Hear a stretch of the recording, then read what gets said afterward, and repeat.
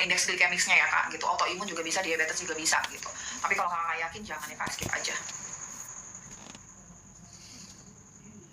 Dok mau tanya kalau mau pesen kayak mana? Kakak mau pesen apa? Kakak ada di Etalase Domi Klinik ya kak. Teman-teman kalau mau lihat suplemen ada di Etalase Domi Klinik atau di Dr. Mia Ayu. Kakak cek aja keranjang kuningnya.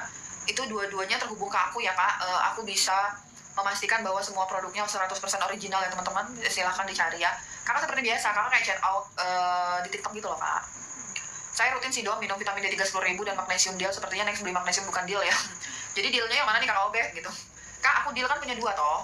Kakak aku, salah ini mas Zinga tuh ya. Kak aku kan deal punya 2. Ada yang tulisannya tidak ada maksimum strength, ada yang maksimal strength. Kalau kakak mau coba level up ke dosis yang lebih optimal, kakak beli yang satunya lagi, tapi lagi habis. Yang adanya ini. Kalau kakak mau yang sebelumnya ini, kakak masih ada ini, terus kakak pengen level up dosisnya, kakak tinggal naikin dosisnya. Saat misalnya naikin jadi 2-3 kapsul sehari gitu kakak Obet. Kakak, kenapa pertanyaannya begini kakak Ria? Dok, Miom boleh minum D3K2 dan magnesium boleh nggak? Boleh.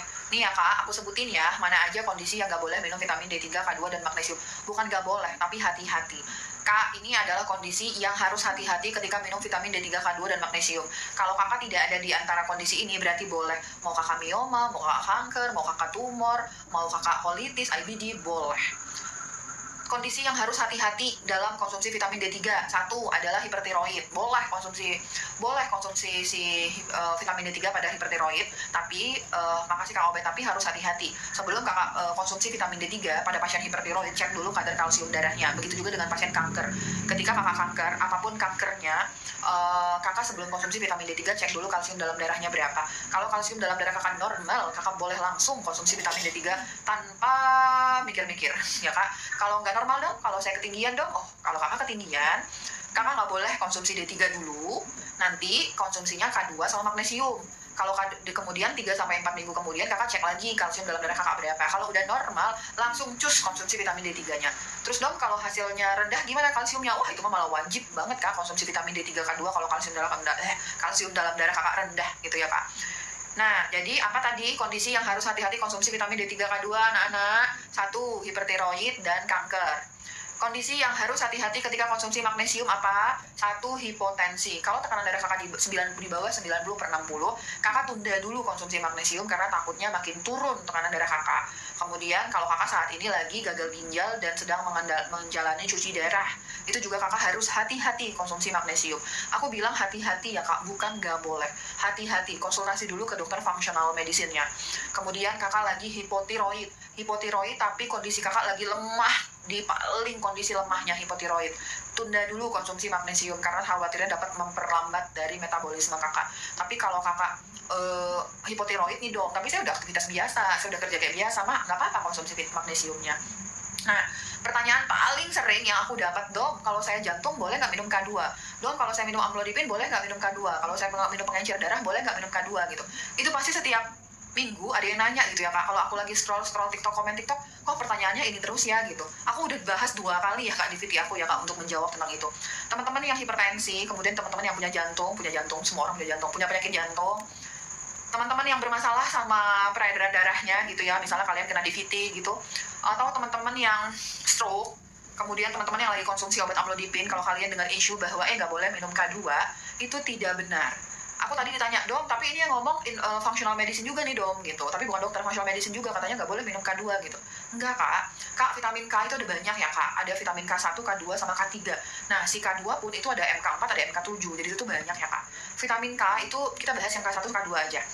Karena K3 itu nggak di-approve sama FDA karena dianggap toksisitas. Vitamin K itu ada K1 sama K2.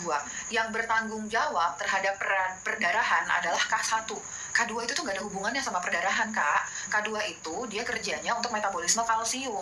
Jadi tuh kalau aku ditanya, dong boleh nggak saya minum obat pengencer darah K2? Aku akan nanya, pengencer darah kakak apa? Oh saya dikasih Aspilet dong, saya dikasih Clopidogrel. Itu nggak apa-apa. Kak, pengencer darah itu ada 2 golongan. 1 antiplatelet, 1 tuh antikoagulan. Kalau kakak sama dokter jantungnya dikasih cuma antiplatelet, misalnya Clopidogrel atau Aspilet, itu masih boleh kakak konsumsi K2. Tapi kalau misalnya kakak konsumsinya warfarin, kalau antikoagulan itu baru nggak boleh karena warfarin itu mengganggu kerja semua vitamin K, entah itu K1, entah itu K2. Tapi selain itu mau kakak minum amlodipin, captopril, obat stroke boleh, kecuali hanya warfarin saja ya kak. Aku sering banget ditanya sama itu ya teman-teman. Jadi kalau misalnya kalian nggak ada kondisi tadi, nggak ada hipotensi, sok atau konsumsi magnesium, nggak lagi obat pengencer darah, sok atau konsumsi K2 mah boleh ya kak. Semoga membantu. Dengar-dengar kakak Ahmad kayak ibu komplek, tahu nggak, dengar-dengar kurang vitamin D dapat mempengaruhi kesuburan rambut. Oh benar gitu kakak benar, pendengaran kakak benar, sumber yang kakak dengar itu benar. Kurang vitamin D dapat mempengaruhi kesuburan rambut, itu benar kakak. Kakak kalau misalnya rambutnya mungkin lagi bermasalah, mau cakep ya kak, ini bukan alopecia tapi ya kak, vitamin D3, K2, zinc, biotin, itu bisa kakak pertimbangkan. Probiotik tambahan lagi bisa ya. Dom, di keranjang ada glutathione, gak ada, habis kakak Momi maafin ya. Udah menopause, vitaminnya apa? Vitamin D3, K2, kemudian magnesium, kemudian si probiotik woman. Kalau udah menopause, kakak-kakak pakainya probiotiknya, kalau pencernaannya aman, pakainya yang woman ya. Ini membantu untuk teman-teman nih, masalah kewanitaannya, yes. 1 kapsul segera setelah sarapan. Vitamin D3, K2, magnesium itu wajib ya kak ya. Nah, kalau untuk menopause-nya agak spesial, tambahannya adalah DIM, 1 hari 2 kali 1 sudah makan. Kemudian omega 3 fish oil, omega 3 fish oil ya kak, ibu berarti ya, ibu, omega 3 fish oil, kemudian dibarengin sama vitamin D3 konsumsinya, kemudian DIM 1 hari 2 kali 1 sudah makan, dan vitamin B kompleks untuk yang menopause. Kenapa? Kak, untuk yang menopause cobalah banyak konsumsi lemak ya kak, lemak, tapi lemak yang sehat atau kakaknya bukan lemak dari gorengan, lemak yang sehat, misalnya kayak dari omega 3 fish oil, MCT, kemudian COD liver oil, itu bagus. Karena kalau kita menuju tua atau menopause, itu terjadi produksi dari hormon estrogen kita itu terjadi pengurangan. Nah, gak optimal gitu ya kak. Nah, hormon itu terbuat dari apa? Lemak. Jadi sebenarnya semakin tua kita tuh butuh asupan lemak, tapi lemaknya dari lemak baik ya kak. Nanti lemak itu akan digunakan untuk memproduksi hormon. Hormon itu terbuat dari kolesterol. Kolesterol itu dari sini dasarnya lemak sehat gitu. Begitu kakak ya. Apakah semua penyakit Tamagotchi? Apakah semua, aku berpikir Tamagotchi itu mainan kayak apa ya, tapi zaman dulu aku mainnya Tamagotchi gitu kak. Apakah semua autoimun kekurangan vitamin D3? Benar. Benar kak, semua autoimun itu kekurangan vitamin D3, no debat ya kak. Itu benar. Kakak Tamagotchi ya. Kakak diagnosisnya apa? Mau naikin 50.000 IU. Teman-teman, kalau functional medicine itu kita pakai pemahaman dari Profesor Coimbra. Profesor Coimbra itu merupakan dokter spesialis saraf yang berasal dari Brazil. Dari tahun 1990-an beliau beserta timnya itu sudah melakukan penelitian. Udah selama 10 tahun terakhir ya, 1 dekade, beliau itu melakukan penelitian. Sebentar, aku disuruh main puzzle sama TikTok. Tidak terverifikasi, walah kok tidak terverifikasi. Jadi beliau itu melakukan penelitian apakah ada hubungan antara vitamin D3, K2 dan autoimun. Untuk mendapatkan protokol Coimbra itu akses terbatas ya, karena memang ini adalah sesuatu hal yang masih pro kontra gitu. Ada dokter yang kontra banget, ada dokter yang pro. Jadi untuk mendapatkan bagaimana protokolnya itu hanya bisa diakses sama tenaga medis saja, dan memang kalian harus benar-benar terverifikasi dulu baru boleh dapat tuh pegangan si protokol Coimbra itu. Nah, beliau melakukan penelitian dengan cara menggunakan minimal dosis 30.000 IU untuk terapi autoimun. Banyak penyakit yang beliau lakukan penelitian gitu ya. Salah satunya myasthenia gravis. Kalau kalian pernah dengar myasthenia gravis, itu beliau melakukan penelitiannya dengan memberikan 80.000 IU dosis vitamin D3-nya gitu. Memang dalam penelitian itu 30.000, minimal 30. Jadinya itu malah pernah ada yang dikasih sampai 100.000. Tapi ini hanya bisa diakses sama tenaga medis saja gitu ya. Kakak Tamagotchi, kalau kakak tertarik, kakak coba cari tahu tentang protokol Coimbra ya. Kalau misalnya kakak tertarik, kakak yakin, kakak setuju sama teorinya, aku sih nggak masalah kakak mau coba 50.000, tapi harus dengan yakin ya kak. Yakin itu bukan cuma oke, saya yakin, tapi yakin kakak itu berasal dari keilmuan kakak yang kuat. Kakak paham dosisnya, paham teorinya, ilmu kakak cukup, timbul yakin, lakukan gitu. Bukan yakin bismillahirrahmanirrahim, tapi kakak tanpa memperdalam ilmunya gitu ya kak. Dong, aku udah CO lagi probiotiknya. Oke, untuk cuka apel baiknya aku konsumsi sebelum atau sudah makan. Kakak Dai, kalau dari aku sih bagusnya sebelum makan cuka apel. Kakak kan aku diagnosis GERD dengan kecurigaan leaky gut. Kalau dari sisi aku tuh sebelum makan cuka apel. Kalau kakak saat ini masih parno dan khawatir, ya udin sesudah makan. Tapi kalau kakak merasa sudah lebih yakin, sebelum makan ya kak. Puasa untuk autoimun wajib banget. Wajib pakai banget. Domi, maaf banyak bertanya. Oke, baik kakak Alfa. Untuk memperbaiki metabolik apa ini kak? Aduh, kenapa jiwanya copot ya? Metabolik suplemennya apa? BB susu. Kak, maksudnya metabolik apa? Metabolisme tubuh kakak karena kakak ngalamin ini obesitas gitu ya? Kakak ada kondisi yang lain nggak? Atasi gusi bengkak tanpa antibiotik pakai cara apa? Kak, gusi bengkak itu karena kakak apa ya? Maksud aku bukan ahli gigi ya kak. Apakah ini gingivitis gitu ya kak, gusi bengkak kakak ini apa abses gitu ya, tuh akan ada banyak kausalnya, etiologinya ya kak gitu. Dari sisi aku adalah kakak tanyanya ke yang ahli ya kak, aku bukan ahli di bidang ini, aku khawatirnya salah. Aku hanya membantu bahwa kenapa gusi suka bengkak, karena kakak rendahnya sistem imunitas kakak. Nah untuk memperbaiki imunitas kakak agar kakak terhindar dari infeksi yang berulang, vitamin D3K2, magnesium, zinc, probiotik, vitamin C itu bisa kakak pertimbangkan.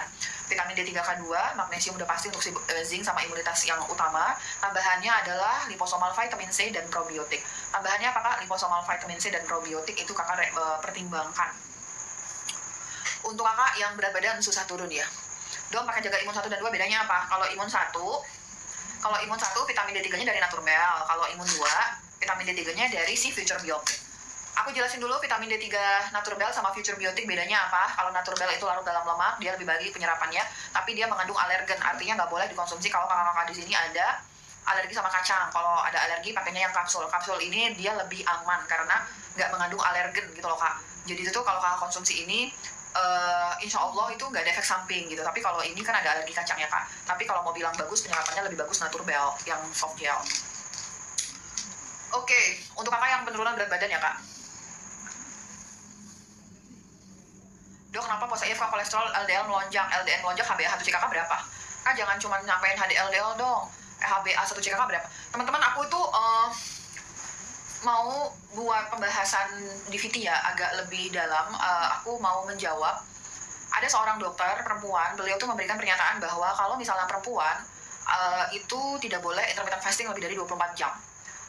Perempuan tidak boleh intermittent fasting lebih dari 24 jam karena secara fisiologisnya tubuh perempuan itu tidak mampu untuk menekan stres yang terjadi ketika kita puasa panjang, atau beliau menyampaikan 24 jam. Teman-teman di sini yang mau mencoba intermittent fasting, dulu berat badan aku itu 86 kilo dengan tinggi badan aku 163. Jadi tuh aku memang dari SMP itu berbakat berbakat subur ya kak. Dari SMP itu aku memang bakatnya itu tuh mudah gemuk gitu ya. Jadi saat berat badan aku tuh 86 kilo, GERD aku tuh sangat memburuk sekali ya kak, bener-bener memburuk banget gitu. Kakak Alfazara ini aku lagi bahas tentang intermittent fasting yang saat ini terkenal untuk menurunkan berat badan ya gitu. HbA1c bangun turunin, belum tanya apa tuh bangun turunin.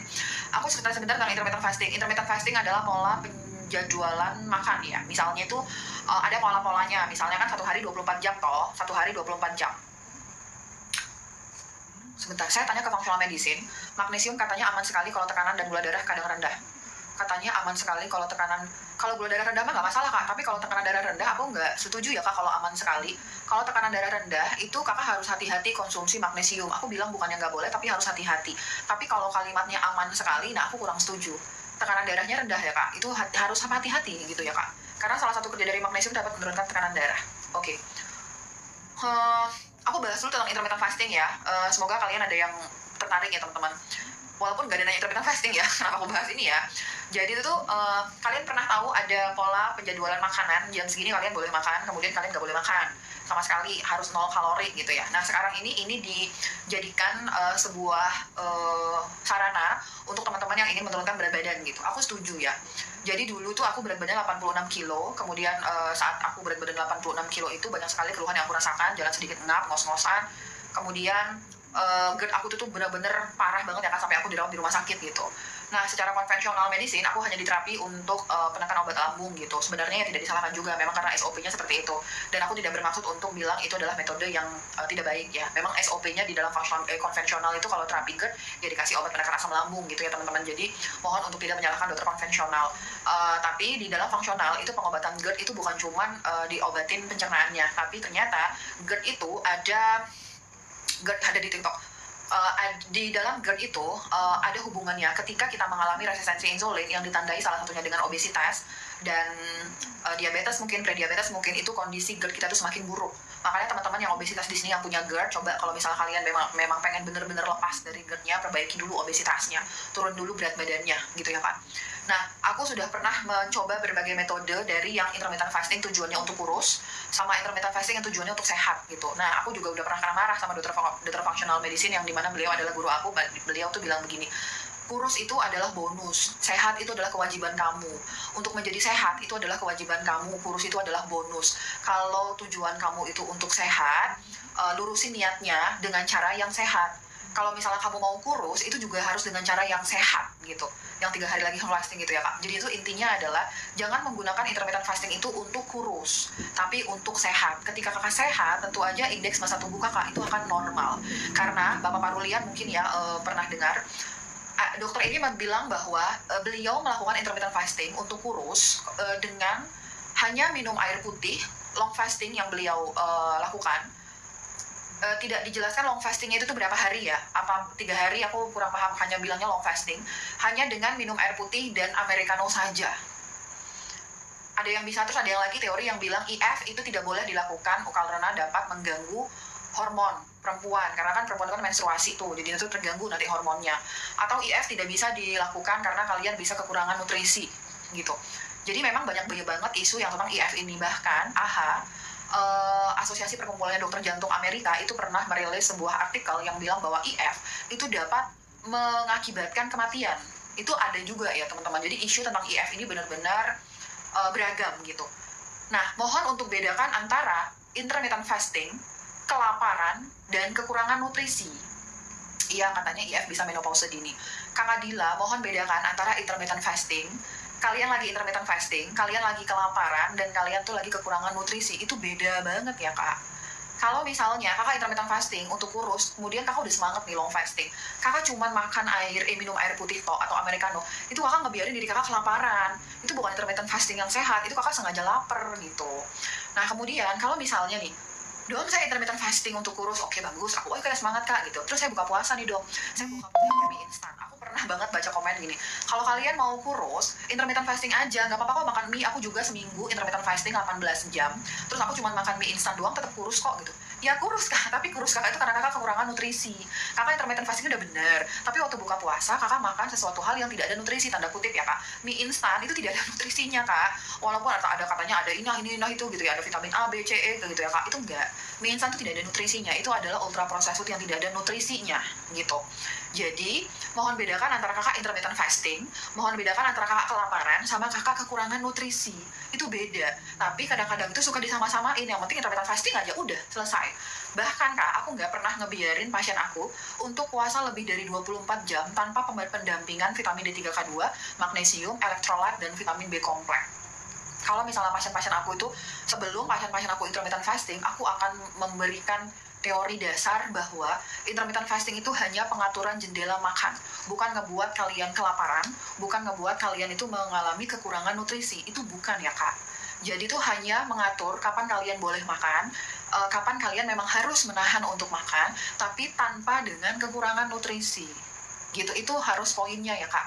Kalau misalnya kakak intermittent fasting ya kak, kemudian kakak tujuannya untuk kurus, kakak cuma minum air putih sama americano doang, ya tentu aja kakak bakalan mens kakak terganggu. Gak usah ngomongin mens, pasti 3 hari itu kakak bisa sakit kepala, kelayangan, kakak udah mulai emosional, stres. Ya tubuh akan stres, disuruh puasa tanpa dimasukin nutrisi, tentu aja akan stres. Nah kalau tubuh stres itu banyak banget kan reaksinya, termasuk juga mengganggu dari hormonalnya. Nah untuk kakak-kakak perempuan di sini punten ya, kalau kakak melakukan intermittent fasting, kemudian kakak mengalami gangguan siklus menstruasi, kakak koreksi apakah intermittent fasting kakak itu udah bener atau belum. Karena intermittent fasting itu bukan, beda jauh definisinya sama kelaparan, beda jauh definisinya sama kekurangan nutrisi. Kalau misalnya kakak belum paham definisi itu, jangan dulu intermittent fasting, belajar dulu yang benar, karena ini berpengaruh kan terhadap sistem mekanisme tubuh kakak gitu. Sama kayak teman-teman, ada perbedaan mendasar antara diet keto dan ketofastosis, itu juga beda. Nanti ada diet keto, ketofastosis, autophagy, itu juga beda-beda. Nanti ada autophagy, di atasnya ada lagi stem cell, itu juga beda. Nah yang didapatin sih pokoknya gue intermittent fasting udah gitu. Itu beda ya teman-teman. Jadi mohon untuk belajar dulu lebih dalam, baru kalian memutuskan. Nah kalau misalnya kalian melakukan intermittent fasting itu dengan benar, yang aku rekomendasikan adalah coba mempertimbangkan menggabungan antara intermittent fasting sama diet keto. Intermittent fasting sama diet keto. Diet keto itu adalah diet yang asupannya itu banyak lemaknya, lemak, protein, kemudian itu sayur, karbonnya itu cuma 10% dari total kebutuhan. Kalau misalnya mau digramkan, dikonversikan ke dalam gram, karbo itu cuma boleh masuk 50 gram per hari kak. Kalau kakak menjalankan intermittent fasting dipadukan dengan diet keto, insya Allah nggak ada masalah dengan siklus menstruasi kakak. Karena diet keto itu kan tinggi lemak. Lemak itu bahan dasar pembuatan hormon. hormon itu ya bisa menyeimbangkan produksi dari hormon estrogen kakak, LH kakak bisa seimbang. Jadi itu tuh insya Allah nggak mengganggu siklus menstruasi kakak. Jadi teman-teman yang mau menjalankan IF, mohon untuk belajar lebih dalam dulu. Jangan gue puasa gitu. Udah benar, semangatnya udah benar. Aku mah senang banget ya kalian kalau punya semangat. Keren banget untuk IF itu mah. Keren, karena kan susah ya untuk menahan makan gitu ya. Tapi mohon untuk mendalami ilmunya. Jadi jangan sampai kalian terkena efek sampingnya gitu ya. Ibadah harus dengan ilmu kita beribadah gitu ya. Aku dapat kalimat itu bagus banget. Ibadah dengan ilmu kita beribadah. Gitu teman-teman ya. Setelah menjelaskan IF, rekomendasi dong untuk suplemennya hehe. Gimana cara IF? Jadi gini ya teman-teman, sebelum kalian itu IF, kalian tuh harus tahu dulu mana makanan golongan karbo, mana makanan golongan fiber, mana makanan golongan lemak, mana makanan golongan protein. Terus kalian juga harus tahu dulu dengan ada namanya glycation, end stage product glycation. Itu adalah suatu zat aktif yang dihasilkan ketika karbo atau gula ketemu sama protein dan diproses dengan suhu yang tinggi. Contohnya ayam KFC, nah sebut merek deh gue, ayam KFC, ayam junk food ya kak. Ayam sehat protein, tapi dia ketemu sama tepung, di mana tepung itu juga bagian dari karbohidrat olahan, dipanaskan dengan minyak yang tinggi. Ini akan menghasilkan namanya end product glycation. Nah, glycation ini sangat berbahaya untuk tubuh kita, bahkan dapat menimbulkan kanker. Namanya glycation ini ya kak. Jadi kakak harus pahami dulu mana protein yang sehat, mana lemak yang sehat, mana lemak yang jahat, mana protein yang jahat. Itu kakak harus pahami dulu. Kalau misalnya kakak paham, nanti kakak akan enak nih gitu. Misalnya kayak kakak yang komen di VT aku itu, kalau aku ketemu langsung, cubit aku ya gitu ya kak. Kalau misalnya kakak intermittent fasting, tapi buka puasa misalnya pakai americano full creamer, kemudian kakak makan nasi padang 1 bungkus gitu, menurut aku ya itu kurang sehat. Menurut aku ya kak, mungkin ada yang berbeda pandangan gitu ya kak. Menurut aku itu kurang sehat. Dimsum apa termasuk makanan glycation? Betul. Kenapa kak? Yang pertama, itu kan ada protein, misalnya ayam, dimsumnya terbuat dari ayam atau protein yang lain. Tapi itu kan dikasih sama apa kak? Tepung toh. Dia kan ada proses pengkukusan kan, si dimsum itu kan diolah tepung, kemudian dikasih pengawet. Kecuali yang kakak ibu-ibu di rumah dibuat ya, mungkin ibu-ibu di sini ada yang buat dimsum sendiri di rumah, misalnya dengan tepung almond, itu nggak apa-apa, itu bagus. Yang nggak boleh itu dikasih pengenyal, dikasih pewarna gitu lah ya kak. Nah itu yang nggak bagus, itu glycation. Tapi kalau tepung sagu dong, tepung almond kak. Kalau di functional tuh tepung almond lebih oke gitu ya kak. Jadi glycation itu hati-hati. Jadi tuh kalau misalnya kakak buka puasa, tapi misalnya kakak udah semangat puasa tuh 20 jam, makan cuma 2 jam sampai 4 jam per hari gitu. Tapi pas buka puasa kakak pakai kopi creamer, kakak masih merokok gitu ya. Terus kakak minum makan mie instan atau nasi padang yang 2 bungkus yang karbonya banyak banget gitu. Itu kakak dalam terminologi lain, aku mengartikannya itu kakak mengalami kekurangan nutrisi. Kenapa? Karena yang harus kita penuhin adalah lemak, protein, dan serat, dan karbonya tuh dikit. Kalau kakak lebih banyakin nasinya, misalnya 2 bungkus, tapi ternyata protein ayamnya misalnya hanya sedikit gitu ya kak, itu salah tuh kakak gitu ya. Jadi itu tuh ada perbedaan antara kelaparan, kekurangan nutrisi, dan intermittent fasting. Jadi lakukanlah yang benar. Ini ada pertanyaan bagus dari kakak Muha Aslam ya. Dok, diet keto nggak bikin kolesterol? Oke, kakak Muha Aslam, terima kasih pertanyaannya, ini pertanyaan bagus. Banyak dari teman-teman yang, dong diet keto, oh my god, ini pasti nggak bagus nih dong, karena kan kolesterol gitu ya. Teman-teman, diet keto itu memang menganjurkan untuk kita menggunakan lemak sebagai sumber energi. Nah, ada namanya keton. Keton itu bukan lemak, bukan gula, tapi dia berasal dari lemak. Tapi dia bukan lemak, bukan gula, tapi dia untuk mendapatkan keton itu kita berasal dari lemak gitu ya teman-teman. Kalau kalian menjalani diet keto, kalian kemungkinan besar kolesterolnya akan meningkat tajam. Kayak kakak tadi dong, saya IF, kemudian saya kolesterolnya naik, betul. LDL kakak akan meningkat tajam. Aku punya pasien menjalani diet keto. Ini diet keto yang benar-benar diet keto ya, geng. Diet keto yang benar-benar keto. LDL-nya di 300-an, HDL-nya di 70, triglyceridanya cuma 54, HbA1c-nya cuma 4,7. Itu bagus banget. LDL-nya tinggi dong? Iya, LDL tinggi. Kolesterol totalnya tinggi dong? Betul, karena kan makannya kan lemak terus. Tapi apakah itu membahayakan dong? Enggak. Kakak untuk tahu lemak itu jahat atau tidak, dengan hasil lab kakak ya, untuk tahu lemak itu jahat atau tidak, misalnya kakak punya data lab, kakak lihat bukan cuma LDL sama kolesterol totalnya, kakak juga harus melihat berapa nilai trigliserida kakak, berapa nilai HbA1c kakak, dan berapa indeks massa tubuh kakak. Jadi kalau ada pasien konsultasi, kemudian dong saya mau diet keto ya gitu, tapi saya nggak mau kolesterol saya naik gitu, aku pasti susah kak gitu. Susah kak, nanti kakak pelajarin dulu deh, aku pasti akan bilang kayak gitu. Karena tuh diet keto itu akan ngebuat kemungkinan LDL dan kolesterol total kalian tuh akan meningkat gitu. Tapi HDL kalian oke, trigliseridanya oke, dan HbA1c-nya oke. Kak, aku tidak melihat berapa nilai LDL dan kolesterol total kakak. Yang aku lihat adalah berapa trigliserida kakak, berapa HbA1c kakak, berapa tekanan darah kakak, indeks massa tubuh kakak, dan fungsi ginjal kakak. Itu yang aku lihat. Kalau misalnya semua indikator itu sehat walafiat, HbA1c kakak bagus, GFR kakak nggak ada masalah, kakak langsing, indeks massa tubuh kakak normal, tekanan darah kakak nggak ada masalah, LDL kamu 300, mau 400, tapi memang ini masih tabu ya di kalangan Indonesia itu masih tabu. Tapi kalau misalnya kalian main-main ke luar negeri itu udah biasa. LDL 300 mah udah biasa, dengan catatan yang tadi itu yang aku sebutkan tuh harus benar semua. Misalnya LDL kalian tuh normal, misalnya jangan normal lah, misalnya LDL kalian tuh naik dikit, misalnya tuh di 170 gitu ya, kolesterol totalnya naik di 220 gitu, tapi HbA1c kalian tuh 7, itu aku bilang itu nggak boleh, itu jahat itu, karena gula tadi dapat mengoksidasi si kolesterol total dan LDL berubah menjadi jahat. Jadi kalau kakak diet keto tapi takut LDL kakak naik, itu sesuatu yang tidak bisa dihindari, Kak. Itu memang sewayahnya tuh seperti itu. Tapi bukan kolesterol itu kita butuhkan untuk tubuh kita, Kak. Misal nih kakak makan telur rebus, takut dong karena katanya kolesterol jahat gitu. Oh, itu tidak, Ferguson. Makasih kakak patronum ya. Kakak, telur kalau misalnya kakak dibuat ada tepungnya, kemudian ada minyaknya, ada lagi pengawetnya di situ, baru dia sifatnya jahat. Digoreng pakai minyak yang warna itu banget, itu baru dia kolesterol jahat. Tapi kalau kakak telur rebus aja nggak kakak apa-apain, itu mah kolesterol baik, kakak nggak usah takut makannya gitu. Karena kolesterol itu dibutuhkan untuk tubuh kita. Otak kakak membutuhkan kolesterol, jantung kakak membutuhkan kolesterol, sistem reproduksi kakak, laki dan perempuan itu membutuhkan kolesterol. Kolesterol itu bahan bakar pembuatan lemak, pembuatan hormon. Jadi hormon itu dibutuhkan untuk sistem tubuh kita, jadi jangan khawatir. Tapi khawatirlah dengan gula, pengawet, junk food, ultra processed food. Kakak takutnya sama itu, tepung, itu kan takut. Tapi kalau telur, lemak, diolah yang benar itu boleh. Dom, sop daging boleh? Oh boleh, sop daging. Apalagi semur boleh, kakak.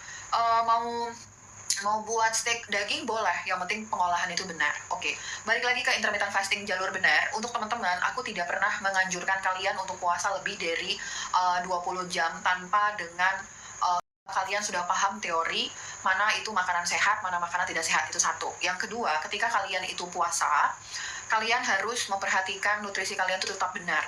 Jadi yang aku sarankan adalah yang kalian mau intermittent fasting, kalian mau kurus, silahkan lakukan itu karena itu bagus, bukan cuma buat kurus tapi buat sehat, tapi dengan pendampingan suplemennya adalah vitamin D3K2, magnesium, vitamin B kompleks, dan elektrolit. Teman-teman autoimun, teman-teman kanker, aku mah sangat menganjurkan kalian untuk berpuasa, dapatkan status autophagy kalian karena itu bagus banget untuk regenerasi sel dengan pendampingan vitamin D3K2, magnesium, vitamin D3K2, magnesium, kemudian vitamin B kompleks dan elektrolit. Itu wajib sekali. Ada tambahan dana lebih, tambahin B1, itu sangat bagus banget, teman-teman ya. Kenapa dong? Kalau kalian mau long fasting, tapi kalian cuma minum air putih doang, itu berarti kalian lagi merusak diri sendiri, membiarkan tubuh kelaparan. Sejatinya definisi dari intermittent fasting, kenapa kita menjalankan intermittent fasting, itu untuk melatih tubuh kita, mempertahankan sistem alamiah tubuh kita. Kenapa kita intermittent fasting? Karena kita itu lagi ngajarin tubuh kita untuk bertahan dari semua faktor resiko, dari semua faktor stres. Ingat ya, stres itu bukan cuma stres pikiran, ada stres fisik, ada stres biokimia, dan ada stres pikiran. Intermittent fasting bisa untuk menjalankan itu. Jadi tuh kalau misalnya kita balik lagi ya ke ilmu agamanya Muslim, kenapa kita dulu kan waktu lagi kecil aku sering denger ya, dengan puasa kita dapat menahan emosi, dapat menahan nafsu, dapat menahan amarah gitu ya. Itu benar kakak, itu benar. Kalau intermittent fasting itu tuh benar. Tapi kalau kakak intermittent fastingnya cuma modalnya puasa doang, tapi kakak tidak mencukupi kebutuhan nutrisi kakak bakalan emosi, marah, ya orang kelaparan gitu ya kak. Jadinya itu tuh mohon untuk diperhatikan ya kak. Kalau misalnya dom saya udah minum vitamin D3K2, magnesium, elektrolit, vitamin B kompleks, kok saya masih lemes ya dom, kalau saya intermittent fasting, kakak tambahin MCT oil. MCT oil itu adalah sumber lemak baik ya, multi chain triglycerida. Itu bagus banget untuk membantu proses percepatan kakak untuk mendapatkan fase ketofastosis. Jadi MCT oil itu juga bagus, disesuaikan sama skala prioritas. Aku tidak menganjurkan kakak untuk long fasting kalau kakak belum punya ilmu yang benar, karena memang dapat merusak berbagai sistem reproduksi kita. Reproduksi bisa terganggu, tiroid bisa terganggu, kelenjar adrenal bisa terganggu kalau misalnya kakak cuma intermittent fasting tanpa ada pemenuhan nutrisi yang benar. Begitu kakak ya, untuk penjelasan aku ya kak tentang intermittent fasting. Nanti akan aku buat VT segera untuk menjawab stitch video dari dokter yang menyampaikan intermittent fasting itu, yes. Apa ada MCT oil di etalase? Ada kakak, silahkan dicari ya. Omega 3 baiknya diminum kapan? Bersamaan dengan vitamin D3 K2 atau sebelum tidur, tapi dijarakin sama si magnesium kakak ya. Dok, tepung yang nggak boleh itu tepung apa aja dok? Tepung gandum, tepung beras, tepung sagu. Kak, sebenarnya kalau ya betul dok, saya IF jadi sakit tipes. Yoyo kakak IF-nya nanti diperbaiki ya. Kakak aku tidak mencantumkan etalase karena ini edukasi ya. Kalau kakak mau cari produknya silahkan main ke Domi Klinik atau ke Dokter Miayu. Kak sebenarnya ini sebenarnya ya, kita kan kalau ngomong kan teori dulu yang bener yo. Di functional medicine itu hanya meng-ACC tepung almond karena dianggap keto friendly. Ini sebenarnya ya kak, tepung almond. Tapi ada yang protes dong, tepung almond tuh mahal loh dong. Iya bener, ada yang protes seperti itu. Kalau kita mau bilang teorinya itu tuh hanya yang di ACC tepung almond, tapi kalau misalkan ada kendala dari pemenuhan tepung almond, pengen kangen sekangen-kangennya tuh makan tepung, ya silahkan cheating, tapi setelah itu kakak jangan lama-lama cheatingnya, kakak kembali lagi ke jalan yang benar, intermittent fasting kembali, jangan lupa minum vitamin D3 K2 magnesium untuk mencegah peradangan yang disebabkan karena makanan tadi, gitu ya. Konsumsi vitamin D3 K2 digabung B kompleks bisa dong? Nggak bisa dong, D3 K2 kan larut dalam lemak atau kakak ya, B kompleks mah larut dalam air, jangan digabung, minimal jaraknya setengah jam. Beta HCl diminum sebelum makan kak, setengah jam sebelum makan. Dok, saya konsumsi magnesium mereknya Solaray gimana? Bagus, bagus ya kak. Kak, magnesium Solaray ini kalau untuk perempuan berat badan kurang dari 60 kilo, konsumsinya 2 kapsul sesudah makan sore, 2 kapsul sebelum tidur. Untuk kakak-kakak yang berat badannya lebih dari 60 kilo perempuan, pakainya magnesium, itu salah tuh ya, magnesium yang deal.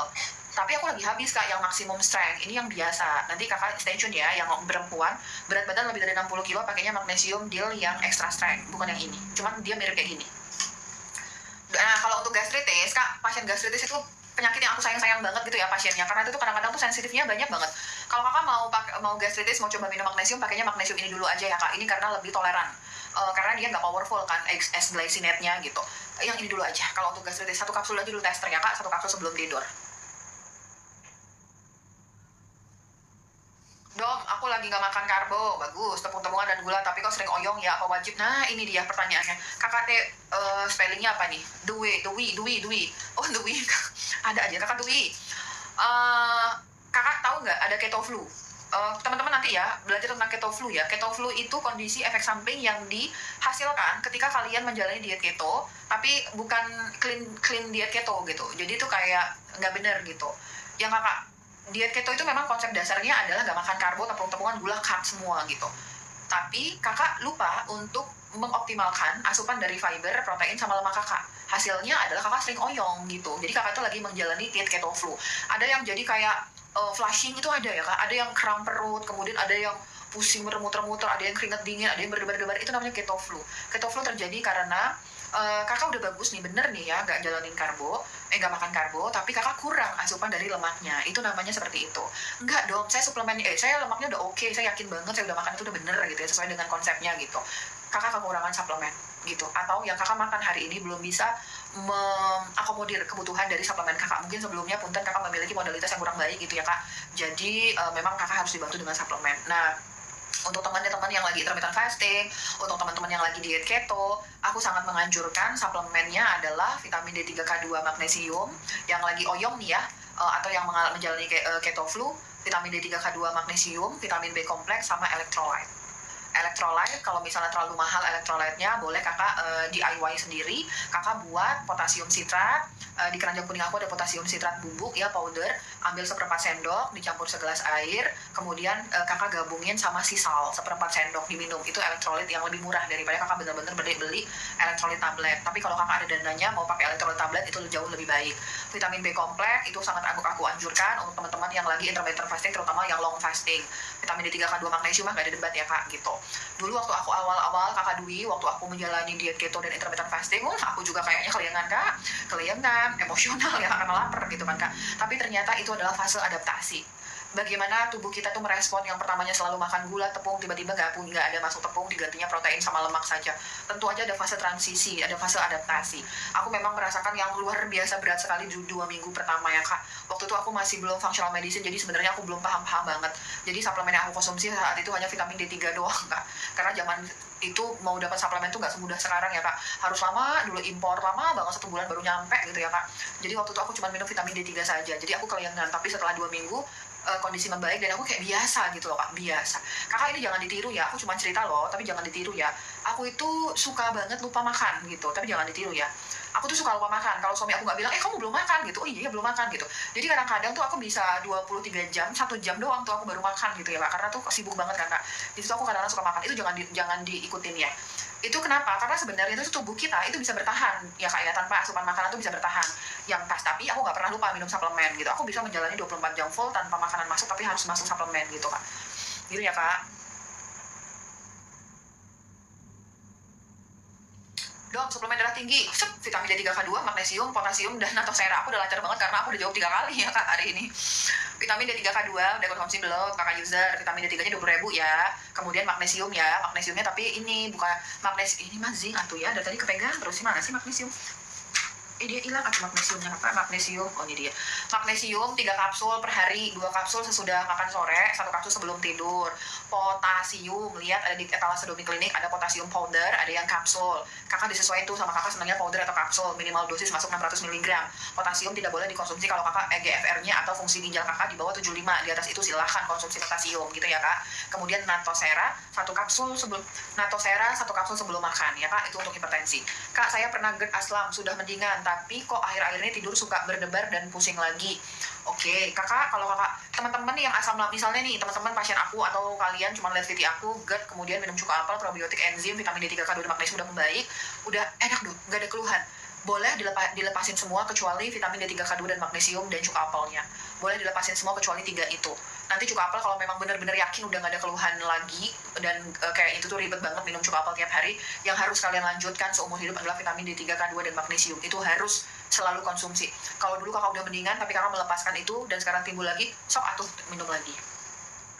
Kakak Andriana Cardosi, Domi saya lupus, oke baik, karnivora, probiotik, MCT, vitamin D3, magnesium, omega, gluta, elektrolit, tapi tensi 80 hormon advisnya, oke. Kakak Andriana, terapi ini biasanya didapatkan dari Ken ya Kak ya. Biasanya aku dapat pasien seperti ini, terapi seperti ini. Oke. Kakak lupus. Yang pertama aku doakan semoga kakak bisa menjalani ini dengan baik ya Kak. Proses kakak tersebut diringankan sama Allah Subhanahu Wa Taala ya Kak. Kakak lupus karnivora diet aku setuju sekali. Karena untuk pasien autoimun itu memang aku rekomendasikan sekali untuk karnivora. Mau menjalankan selamanya silahkan, mau menjalankan hanya beberapa bagian setelah membaik baru mau ke diet keto itu tidak apa-apa. Tapi cobain dulu karnivora. Probiotik aku setuju, MCT oil silahkan, vitamin D3 sayangnya kurang K2, maksimalin vitamin D3 K2. Kakak Andriana, untuk lupus itu dari sisi aku ya Kak, vitamin D3 K2-nya minimal 20.000 IU per hari dari sisi aku. Vitamin D3 K2-nya 20.000 IU kakak konsumsi tuh barengan sama omega 3 fish oil, kakak konsumsi barengan dengan MCT oil, itu lebih baik penyerapannya. Glutathione kalau bentuknya liposomal kakak juga bisa barengin tuh MCT, vitamin D3, omega 3, glutathione liposomal, kakak barengin minumnya itu cakep banget. Probiotik kakak konsumsi minimal di 50 billion, tapi kalau kakak dulunya punya riwayat panjang konsumsi misalnya punten kakak dikasih steroid misalnya ya sama dokter SPPD-nya, kakak probiotiknya minimal di 200 billion. Kalau kakak dari segi lebih, probiotik yang aku anjurkan adalah dari golongan Lactobacillus reuteri karena itu memang spesial menurunkan peradangan. Oke ya Kak. Nah, elektrolit silahkan dikonsumsi, itu bagus banget ya Kak untuk menunjang kebutuhan kita. Mekanismenya itu memang memerlukan elektrolit. Apalagi kalau Kak elektrolit yang Kakak punya kandungan potasiumnya 1000 mg itu oke banget. Nah, pertanyaannya kenapa tensi saya 88/66, mohon advisnya. Kak, beberapa penyebab dari hipotensi itu karena defisiensi dari vitamin B1. Vitamin B1 itu dibutuhkan dalam rangkaian untuk meningkatkan tensi, atau pilihannya ya kakak kekurangan B1, kakak kekurangan natrium, tapi seharusnya kalau kakak udah konsumsi elektrolit kakak nggak kekurangan natrium ya, seharusnya. Kemudian kalau kakak kekurangan protein asam amino, ingat ya Kak, di dalam protein hewani spesial itu kita banyak banget sumber multivitamin mineral. Punten kakak, lupus adalah kondisi di mana kakak bisa mengalami defisiensi nutrisi, termasuk vitamin dan mineral. Kakak coba perhatikan, kakak udah diet karnivora, udah bagus, tapi karnivora yang kakak jalan ini apa gitu. Kadang-kadang ada yang, oh ya dong saya karnivora, saya cuma makan ayam doang, saya makan telur doang, ada yang saya mix, ada yang cuma daging sapi doang gitu. Kakak makannya ini yang mana, apa udah mix belum? Kalau misalnya mix, mohon untuk lebih mendominasi protein dari sapi di situ ya Kak, karena dia mengandung konsentrat dari mineral itu lebih tinggi ya Kak di protein hewani dari sapi daripada yang lain gitu. Udah dong, saya makan udah oke, proteinnya udah cakep banget, protein dari sapi tapi tensi masih turun gitu ya. Nah, yang aku rekomendasikan kakak masukin B1, benfotiamin ke dalam rangkaian kakak 1 hari 2 kali 1 sesudah makan. Kalau misalnya elektrolit ini kandungan potasium 1000 mg ini khawatirnya dapat menurunkan tensi kakak, ditunda dulu konsumsi elektrolytnya gitu ya kak. Silakan untuk dicoba, dilanjutkan saja terapinya, hanya paling ada modifikasi sedikit gitu. Semoga membantu ya kak. Dong, kalau turunin HbA1c, diabetes. Oh, diabetes. Kak, jangan makan gula, olahraga, puasa, udah gitu. Sapi 1 kilo dong per hari, mantap, luar biasa kakak Andriana. Oke, baik. Silahkan dilanjutkan, itu udah bagus banget. Kakak bisa masukin benfotiamin ya kak, benfotiamin. Kemudian kakak coba untuk melakukan evaluasi berkala ya, serial evaluasi terhadap hasil laboratorium kakak. Kakak pantau LLD kakak berapa, itu penting ya kak, pemantauan LED kakak. Untuk mengetahui apakah masih ada peradangan atau tidak. Ada hipotensi yang disebabkan karena peradangan kronik ya kak, jadi pasiennya cenderung hipotensi. Ada juga pasien hipotensi karena terjadi kekurangan dari nutrisinya itu kurang adekuat gitu. Silakan dilanjutkan ya kak, semoga membantu. Benfotiamin atau B1 1 hari 2 kali 1 sudah makan. Kalau misalnya belum gong, kakak tunda dulu konsumsi elektrolytnya ya. Dok, kalau tangan kesemutan, sebentar, aku lanjutin lagi. Kalau kakak ngerasa kakak nggak ada keluhan sama sekali, kakak udah oke sama rangkaian suplemen ini, tapi masih hipotensi, mungkin kakak hipotensi yang asimptomatik ya kak. Memang kakak cenderung untuk memiliki tekanan darah yang rendah, tapi sebenarnya itu tidak membahayakan gitu ya kak. Dong, kalau untuk turunin HbA1c tadi, jangan makan gula, jangan makan tepung, jangan makan karbohidrat, puasa, olahraga, itu kak HbA1c, untuk turunin HbA1c. Papa mertua aku ya kak, diabetes, HbA1c-nya pernah di angka 7, menantunya dokter, punya suplemen banyak ya kak ya, tapi ternyata masih belum bisa jaga makan ya, HbA1-nya tetap aja di situ-situ terus gitu ya kak. Tapi beliau alhamdulillah beberapa tahun belakangan ini sudah mencoba untuk puasa, nggak main-main kak, puasanya puasa Daud gengs, puasa Daud, kemudian rajin berolahraga, mengurangi banget makan gula dan karbo, alhamdulillah HbA1c-nya bisa turun. Jadi intinya adalah itu ya kak, pengaturan pola makan, puasa dan olahraga, begitu. Dok, aku ada stok kolagen dari All Shop Skincare. Aduh, beda ya fungsi sama kolagen yang beda kak. Kak, aku nggak tahu tuh All Shop Skincare. Mungkin nggak boleh dipukul rata ya kak. Tapi aku tuh kolagen ring, masya Allah, tabarakallah kak. Kalau kakak kolagen ring udah nggak usah dikonsumsi kak. Itu bener-bener, kak, kolagen ring tuh kolagennya berapa, terus gulanya berapa, karbonya berapa, nggak usah ya kak. Teknik untuk mencari suplemen yang benar adalah jangan konsumsi suplemen yang mengandung gula dan karbohidrat, karena pasti itu adalah teknik marketing.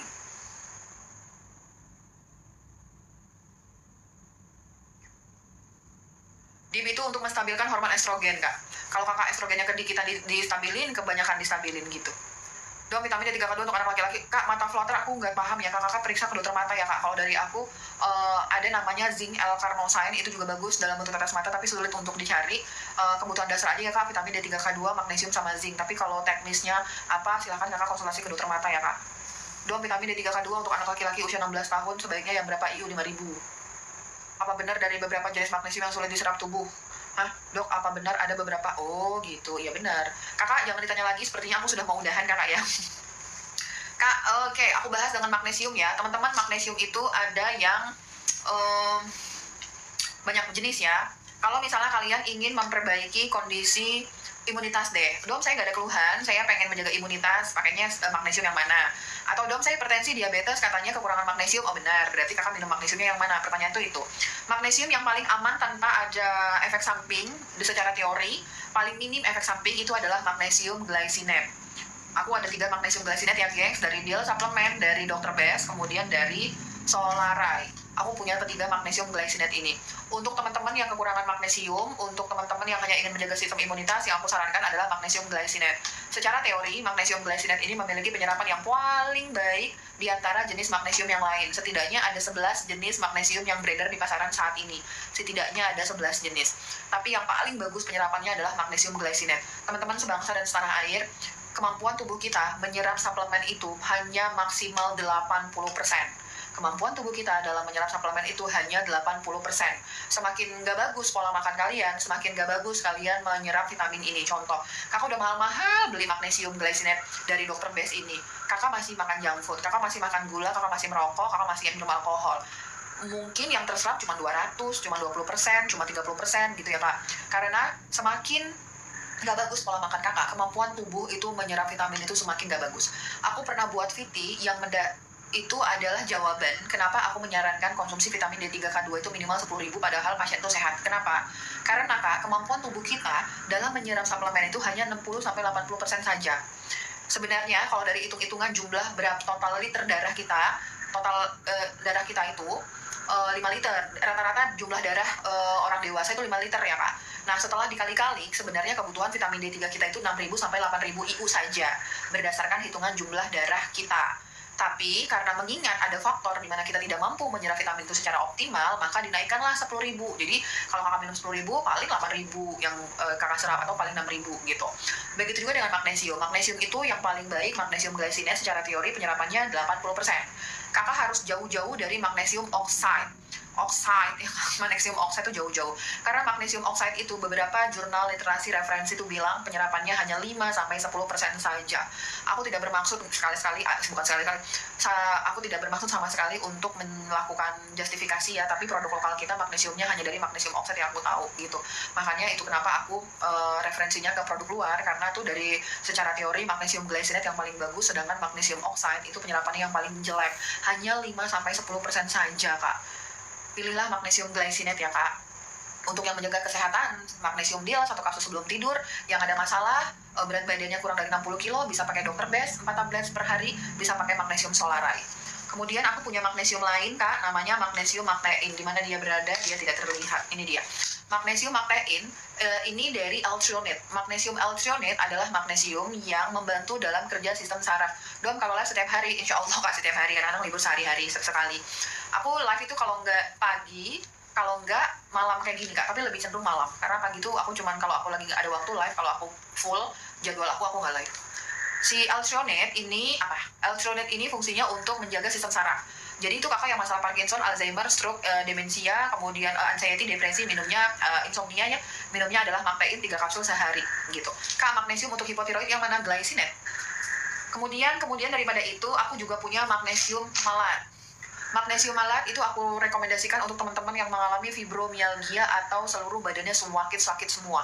Teman-teman yang selalu ngerasa badannya tuh sakit-sakit semua, gampang kram ototnya, pakainya magnesium malat karena dia itu bekerja di sistem metabolisme otot kita. Magnesium malate dengan dosis 3 kapsul per hari. Bisa 2 kapsul sesudah makan sore, 1 kapsul sebelum tidur. Magnesium malate untuk teman-teman yang suka mengalami nyeri sendi otot, kram otot ya, magnesium malat. Aku juga punya magnesium sitrat. Magnesium sitrat khusus untuk teman-teman yang masalah batu ginjal, infeksi saluran kencing, yang konstipasi, magnesium sitrat. Tapi magnesium sitrat nggak boleh untuk teman-teman yang gastritis. Kalau teman-teman gastritis pakainya magnesium glycinate. Tapi glycinate-nya jangan yang ada ketambahan black pepper-nya.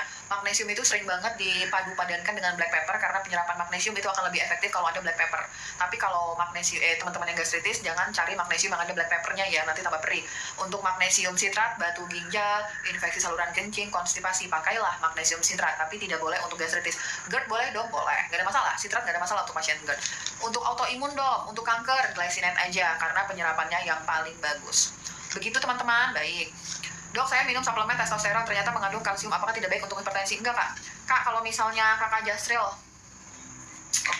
Kak, kalau misalnya kakak lihat si liposomal natosera itu kan fungsinya kan untuk memperbaiki elastisitas pembuluh darah dengan cara tanda kutip ya Kak, membersihkan plak yang ada di pembuluh darah kita.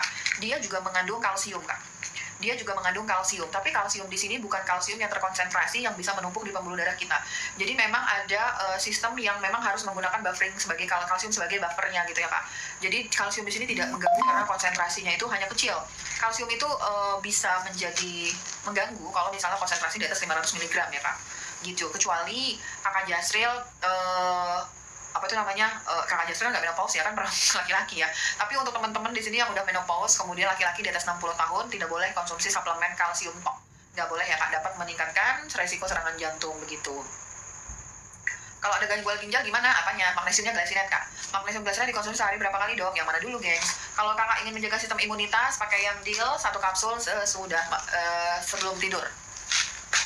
Kalau magnesium yang buat bantu penyerapan vitamin D3 K2, Kak, semua magnesium walaupun oxide pun yang paling nggak bagus penyerapannya itu bisa membantu vitamin D3 K2, semua magnesium gitu Kak. Tapi kalau kakak mau mendapat benefit optimal pakai magnesium glycinate gitu.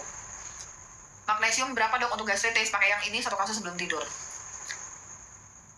Kalau Naturbel magnesium glycinate gimana dong? Bagus, tapi lagi habis Kak. Aku biasanya pakai Naturbel, cuma dia lagi habis dan lagi kosong stok produk di Naturbelnya.